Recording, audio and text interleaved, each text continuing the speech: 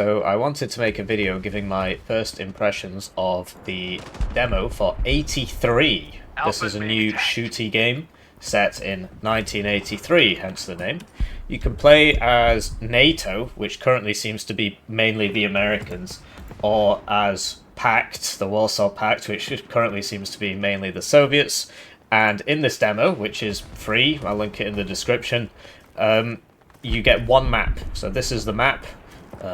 We seem to be somewhere up north, you know, we've got the Northern Lights. And yeah, so when you select your team, and then you select a role. So within each squad, there's a given number of machine gunners. So this is the squad leader or the commander, I believe. Yeah, the squad leader. Then you've got rifleman, which is the most common slot. So if you're NATO, you get an M16, and if you're Pact, you get an AK-74. If you're a machine gunner as NATO, you get the M60.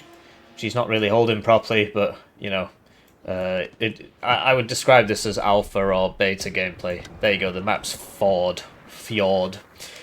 You get an M60. If you're on Pact, you get an RPK-74, which is probably the best gun in the game. Marksmen get semi-automatic rifles, and unlike in something like Battlefield 4, they don't glow when you look down the sight. So this is probably the best gun in the game, because you can see further than everybody else, and you one-shot them, and you don't glow in the dark. Grenadier gets an M6. I can't show you it because it's full at the moment, but Grenadier gets an M16 with an underbarreled grenade launcher, or a AK-74 with an underbarreled grenade launcher, and you get a lot of grenades. You get like 5 or 6 underbarrel grenades. They don't have a big splash radius, but if they hit something, they do tend to kill it. And then anti-tank gets like a grease gun, an M3 grease gun, and an M67 recoilless rifle, or an M72 law. The issue with those is that there's no vehicles in this demo. I think the finished game is supposed to have a vehicle, but there's no vehicles in the demo. And so there's nothing for that to shoot at, and if you use it against infantry, it doesn't really do anything. So once you've done that, you would you see the mini-map, and you pick various places to spawn, and the point is it's attack defend. You've got these zones A, B, C, and D. They've already taken A. One side attacks, one side defends, and they try and take the next zone, and the next zone, and the next zone. If the attacker takes all the zones, they win. If the defender kills all the attackers, because you have a given number of lives, which is displayed at the top of the screen, as you can see, the attackers get more lives because they're attacking. So currently they have 523 lives left, and we have 433. So if we kill them all, or if the time runs out, then we win. So yeah, there's only one map. It's alright, to be honest. I mean, I was thinking about doing a cool montage of me getting loads of kills.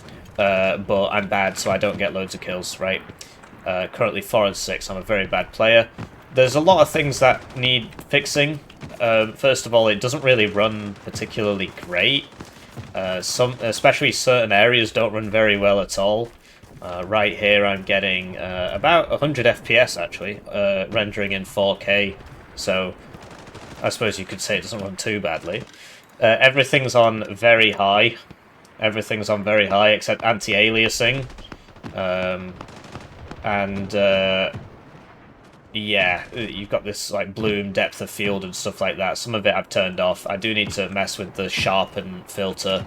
I don't really want to do this now in case it really breaks something, but I can't even tell the difference there. I'm not sure what that's done. So, put that back to 1, I guess it was 2 before. Yeah, but people have commented that the game looks really weird. I don't think it looks particularly bad, but the thing is they've picked a really dark map for the demo, and one wonders if that's intentional or not. And it does look strange. So, like, for example, this ground texture here, you can tell that's a repeating texture, because that looks exactly like that, which looks exactly like that, and that, and that, and so on. I generally don't really care too much about graphics in my games. But this does look strange. It's something to do with the way, because it's running on Unreal Engine 5. Unreal Engine 5 games have this habit of all looking like this, and it's difficult for me to put my hands on. Maybe you guys can tell me. I mean, I don't think it looks particularly awful, but the choice of map for the demo, having a dark map, I'm not a huge fan of, really. I'd prefer something a bit brighter, a bit sunnier.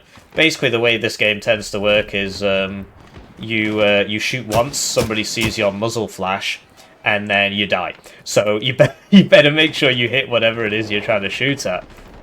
While I'm talking, I'm nowhere near the front line. So, yeah, in addition to your main weapon, you get, a sidearm, which is pretty useless, but it can help you in a pinch. And you'll notice the weapon change times are actually quite high. They're higher than they are in Rising Storm 2 Vietnam, which is what this game is seen as a successor to. It's made by some of the same people, but it's a different development studio. But it's some of the former devs of Rising Storm 2 Vietnam. So that's the game it's most similar to. You can see this repeating texture again there on the ground. It all looks the same. And then, yeah, you get a grenade. Grenades are alright. They're kind of hard to aim. You can do an overarm throw or an underarm throw. I won't do the underarm throw because I'll just kill myself. There's also a great deal of suppression in the game. You can see that it went grey there. So yeah, if you click the middle mouse button, you do an underarm throw, and then you can drop it out of buildings like that. You also get smoke, which is the most useful part of the game, especially if you're the attackers. You want to smoke stuff because it provides some cover. And then here you see a bug that I've discovered. The machine gunner gets 2 smokes, but the second one is in my hand right now, and it's sort of invisible. So I can throw my invisible smoke, and it'll still work. So yeah, there are some bugs and stuff. And the smoke's alright. It looks nice, right? It's got a nice effect. As you can see, I cannot see through that. It's not a shield, you can still shoot through it, but you would use that to move up into various zones. There are some weird parts, so I'm pretty sure the bipods don't work. So if you lean a gun against a surface, you get, I don't know if you can see it on the screen, just where the gun is, you can see that icon of a barrel next to a wall, and that sort of steadies it a little bit. And if you hold shift, it steadies it a little more. Shift is also your sprint key. So this has a bipod, but it doesn't actually bipod. It just also gets the same thing everybody else does. And that brings us to the next problem I have with the game, which is that if I try and aim down, there's like this massive dead zone where the gun just won't shoot. And so like here it makes sense because, yeah, that's the end of it. But like if I look down, it's very, very frustrating. Somebody's running towards you, you'll get instances where you're like, oh, I gotta shoot him, oh, and then it'll sort of break. Also, so this is fully automatic, so if I hold left click, it should shoot lots, right? But if I look, in some circumstances, I will hold left click, and it'll only fire once. But it's fully automatic. I don't know if you can see my mouse. Don't know what you can see, but yeah, here's my mouse. I'm holding left click on my fully automatic weapon, and it'll fire once, and then I have to keep spamming it. But if I look up, and I hold left click again, it'll fire. Now you might think no biggie, but if you run around a corner and you see a guy, you'll shoot once because you'll be too close to him and you'll get that problem and you'll shoot once. And so there's been a lot of instances where I've had problems with that. There's also been instances where I've had problems with like I'll reload and it won't reload. So that's very frustrating. And the other main problem is if you lie down. So in this room it seems to be working okay, but yeah, if you lie down and you go too near a surface, it completely spazzes out. On some, like you can sort of imagine, okay, well your legs can't go into that wall, so it spazzes out. But in Vietnam, I believe it worked. In Rising Storm 2 Vietnam, I believe it worked. It's just your legs would go through the wall, and then somebody could shoot you in the legs through the wall.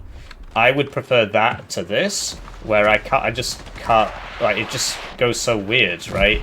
You see, it just completely spazzes out. It's okay in this room, but if you start using vegetation and stuff, or you get to some places where the ground is quite weird, you try and aim around this corner, it doesn't really work. You see my FPS has just gone down to 40. I don't know why. It might be something over there. It might be because the enemy commander called in artillery. But yeah, you end up in these situations where you see a guy and you try and shoot him, and it's just like, whoa, and then you die. So it's an interesting game. I like the idea behind. So they call it. So Somebody just shot me. I don't know where they're shooting me from.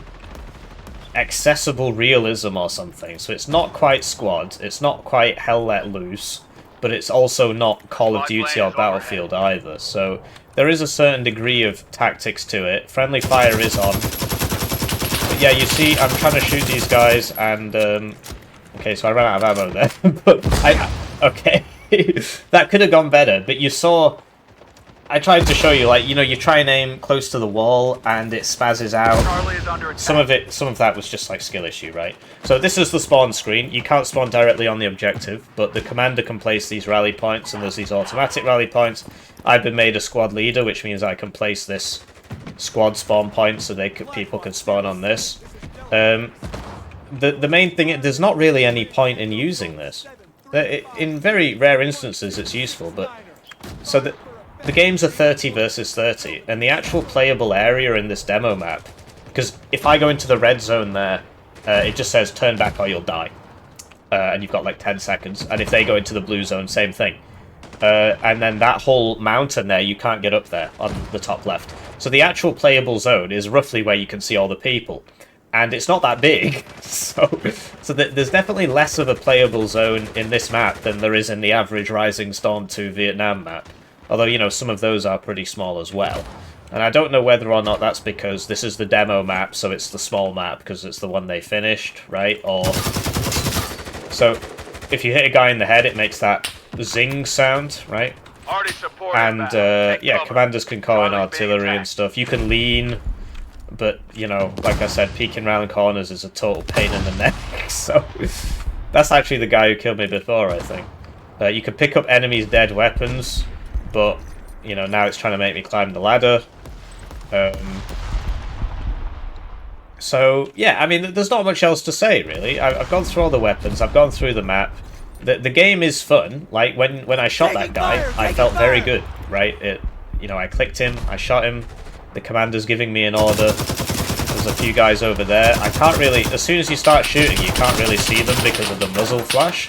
But you can see the effect of suppression... I got a couple of them. As you can see, the kills are coming up now. It's just the kill list is delayed. So that guy just tried to grenade me. But you see the kill doesn't come up yet. It comes up in about 10 seconds up. What the fuck just happened?